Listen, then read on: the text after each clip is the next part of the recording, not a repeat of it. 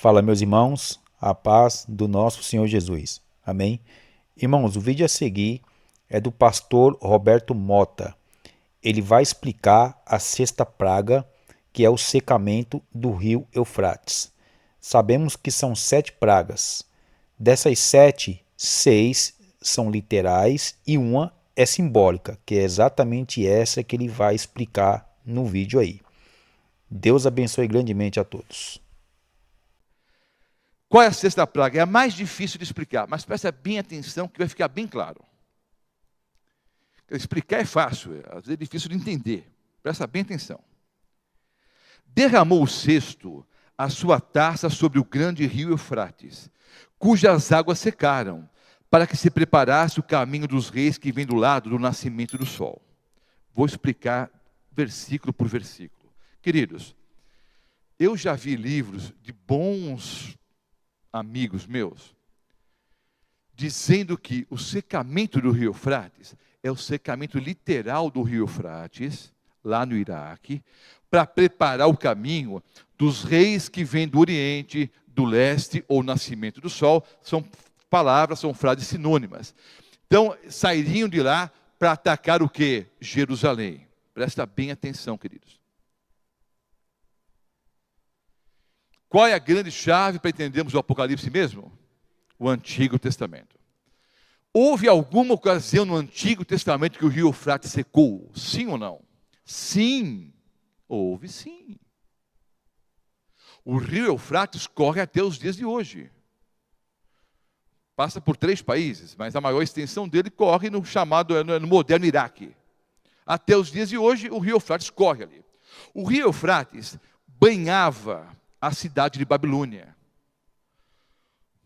Os muros de Babilônia foram construídos sobre o rio Eufrates. O rio Eufrates passava por baixo das muralhas de Babilônia. Quando os medo-persas cercaram Babilônia, eles não tinham como invadir a cidade. Aliás, queridos, a estratégia de combate normalmente era a seguinte: não só em relação aos medo-persas invadindo Babilônia. Ao longo da história, em muitos casos, a estratégia era a seguinte: o exército inimigo chegava e cercava a cidade. Uma grande parte dos casos, as muralhas eram o quê? Intransponíveis.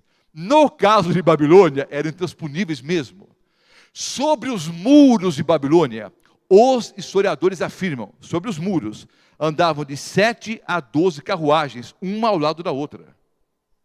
Sobre a largura dos muros. Você pega as 7 a 12 carroças, coloca uma do lado da outra e anda por cima do muro. Essa é a largura dos muros de Babilônia.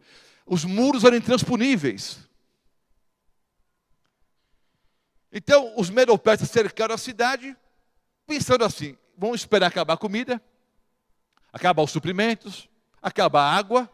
O que acontece? Ou eles saem para lutar, ou eles se rendem. Normalmente essa era a estratégia, entenderam? Cerca a cidade, as pessoas dentro da cidade ficam ali, uma semana, um mês, 2 meses, acabou a comida, acabou a água, eles têm que sair, fazer o quê? Ou saem para lutar, ou o quê? Ou se entregam. Só que no caso de Babilônia, a estratégia não ia funcionar. Por quê? Primeiro, eles tinham água para sempre. Até os dias de hoje o rio está correndo ali. Tinha um estoque de alimentos para meses e meses. Mais do que isso, eles tinham plantações dentro da cidade. Tanto é verdade que em cima do muro, os soldados de Babilônia jogavam um franguinho assim lá para os soldados, os medo-persas. Está com fome? Olha um franguinho para você. Zombando. Só que 150 anos antes de Ciro, o grande conquistador, nascer, 150 anos antes, Deus chamou a Ciro pelo nome e disse como Ciro iria invadir o quê? Babilônia. Ao grande cilindro de Ciro, lá no Museu Britânico, em Londres. Nesse cilindro está escrito como foi que Ciro invadiu Babilônia. O que ele fez? Ele desviou o curso do rio. Ele desviou o curso do rio Eufrates. E o leito o quê? Baixou. Quando o leito baixou, os medo-persas passaram por baixo da muralha. Quando passaram por baixo da muralha, havia uma segunda muralha que deveria estar fechada. Havia uma grande porta que deveria estar fechada, mas misteriosamente a porta estava o quê? Aberta. A profecia disse, Deus disse, eu vou secar os rios diante de você e vou abrir as portas que jamais se fecharão. Disse de quem? Ciro. 150 anos antes de Ciro nascer. Eles passam por baixo da muralha, passam pela segunda muralha, cujas portas estavam abertas, e eles invadem o palácio na mesma hora, e que no banquete do rei de Babilônia, Deus escreveu na parede, Mene, Mene, Tekel, Farsim. Pesado fosse na balança e achado em falta. Os medo-persas invadiram Babilônia. Queridos, por que que o rio Eufrates secou no Antigo Testamento? Hein? Para que os medo-persas invadissem Babilônia. Qual foi a consequência histórica da invasão medo-persa em Babilônia? A libertação do povo de Israel do cativeiro babilônico. Por que que o rio Eufrates seca nos últimos dias? Para libertar o seu povo. Entenderam? Agora vejam, não é o secamento do rio Eufrates, aqui é simbólica, os efeitos são literais, mas a linguagem é simbólica.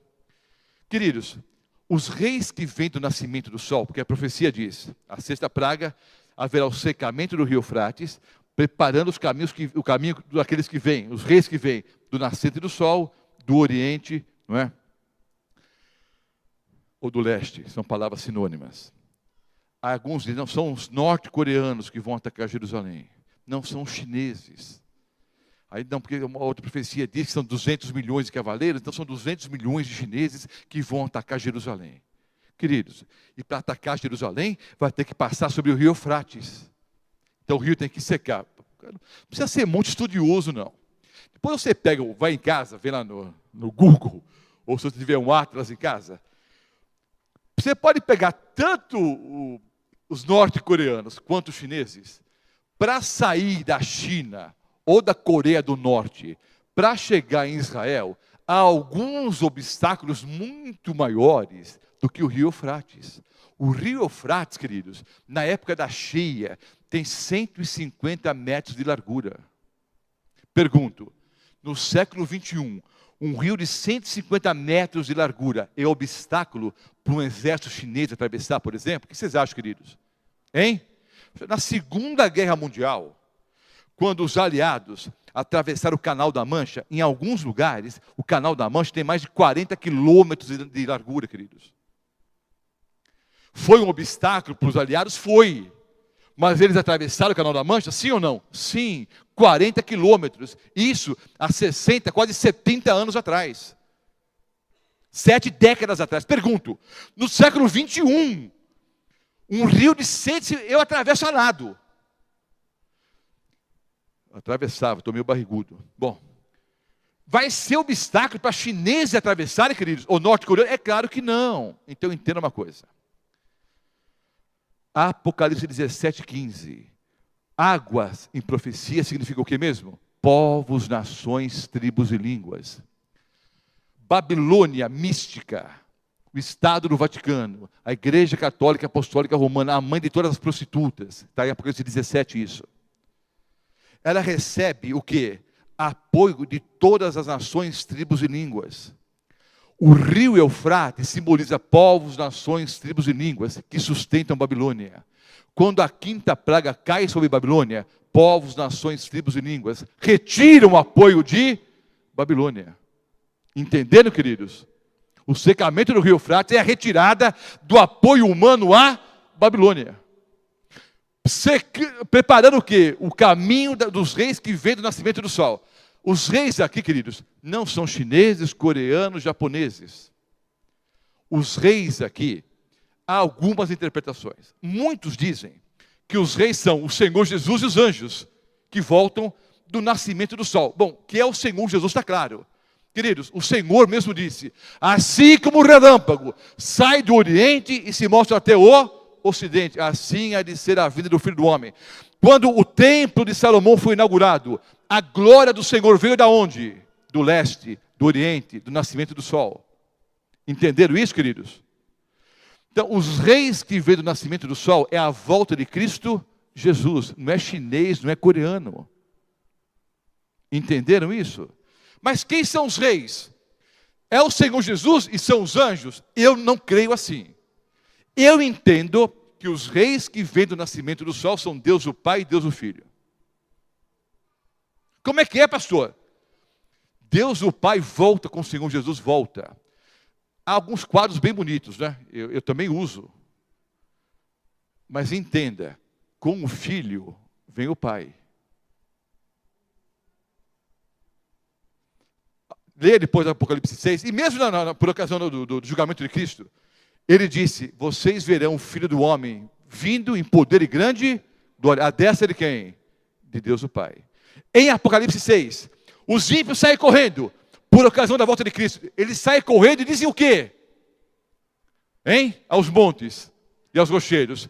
Caí sobre nós e escondei-nos da face daquele que se assenta no trono e da ira do Cordeiro, porque chegou o grande dia da ira deles.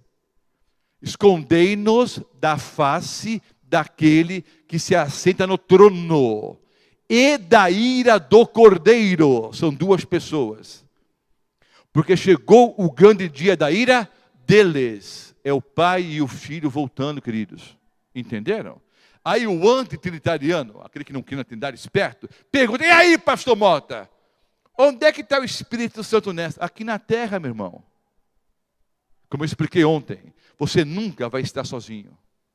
Você não sofre nenhuma das 7 últimas pragas, porque o Espírito Santo de Deus está o que? Te protegendo. O Pai e o Filho voltam. Quem está aqui na terra, queridos? Aquele que sempre esteve, desde o Pentecostes. Já esteve antes, mas especialmente após o Pentecostes, a pessoa do Espírito Santo. Cristo volta. Essa é a ideia aqui. O secamento do rio Eufrates é a retirada do apoio humano na Babilônia.